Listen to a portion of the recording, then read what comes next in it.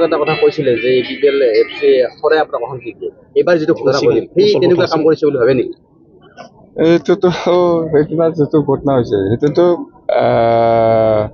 প্লেনিঙতে কৰিছে, আপছো ইনভলভ আছে, UPPLও ইনভলভ আছে। ডাইৰেক্ট ইয়াৰ ওপৰত আমাৰ কুৱেৰি হ'ব, কমিশ্যন বহাব, আচলতে ক'ত পৰা কেনেকৈ সেইটো কোনে ইনষ্টিগেট কৰিছে, প্লেনিংটো কেনেকৈ কৰিছে, সেইবিলাক চব আউট হৈ যাব।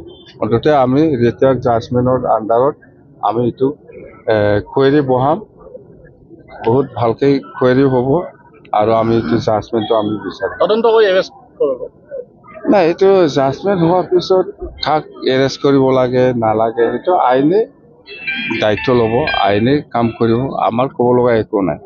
আগতে প্ৰতিবাদ নাছিল APPL সময়ত এফচুৱে, আপুনি লগে লগে এইটো আমি জানো।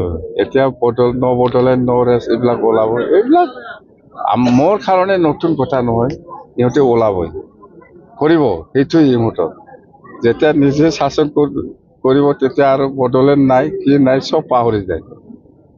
এতিয়া আপচুৱে মানে দিশহাৰা হৈছে বস্তুটো, মানে এতিয়াতো ক্ষমতা নাই, আমি কি কৰিম, সেইটোৱে, বেলেগ একো নাই।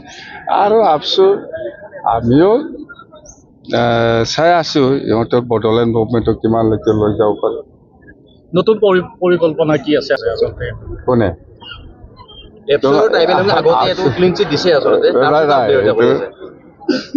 এইটোতো আমি কি কম, এইটো আজটিকে ওলাই যাব। ট্ৰাইবেল সংঘ হওক বা আপচু হওক বা UPPL হওক, চৰকাৰৰ লগত আলোচনা কৰি কি ছিগনেল দিছে দিয়া নাই এইটো গোটেই লাহে লাহে চবে পাব্লিকে গম পাই যাব। তো এইটো নাটক কোনে কি কৰি আছে এইটো মই নকম, এতিয়া কোৱাটো উচিত নহয়, মুঠতে ৰাইজে গম পাব। আৰু আমি কম, অসমত কিবা একটা সমস্যা আছে, এইটো সমাধান যদি কৰিব লাগে, আজিৰ দিনত আমাৰ অসমৰ মুখ্যমন্ত্ৰী শ্ৰীযুত ডক্টৰ হিমন্ত বিশ্ব শৰ্মা ডাঙৰীয়া অকলে নকৰে, কিবা যদি ডিচিশ্যন হয় সকলো দল সংগঠনক লৈ আলোচনা কৰাৰ পিছতহে সি ডিচিশ্যন দিয়ে, জানে। প্ৰমোদ বড়োৱে BTR চুক্তিটো যেনেকৈ কাৰো লগত আলোচনা নকৰাকৈ চুক্তিটো কৰি আহিছে, ইয়াৰ কাৰণতে ভুল সময় আছে।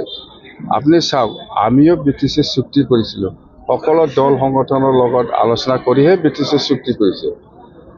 মই ভাবোঁ এই জনজাতিকৰণৰ ক্ষেত্ৰত আমাৰ অসমৰ মুখ্যমন্ত্ৰী ডাঙৰীয়াও অসমৰ যিমান দল সংগঠন আছে, ট্ৰাইবেল হওক নন ট্ৰাইবেল হওক, কোনোবা অসমীয়া হওক, কোনোবা ৰাজবংশী হওক, কোনোবা গাৰো ৰাভা, কোনোবা নাথযোগী, সব দল সংগঠনত আলোচনা কৰাৰ পিছতহে এই জনজাতিকৰণত কি কৰাটো উচিত সেইটো নিশ্চয় আনইনমাছ ডিচিশ্যনত আহিছে। মই যিমান দূৰ জানো বা যিমান মোৰ লগত কিন্তু আলোচনা হোৱা নাই এতিয়ালৈকে।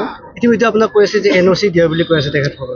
NOC আমাৰ 2016 চনতো দিয়া, আমি কি দিছে, কোচ ৰাজবংশী আৰু আদিবাসীসকলক জনজাতিকৰণৰ ক্ষেত্ৰত আমাৰ কোনো অবজেকশ্যন নাই, এক্সিষ্টিং ট্ৰাইবেলটো একো হ'ব নালাগে, সেইটোৱে।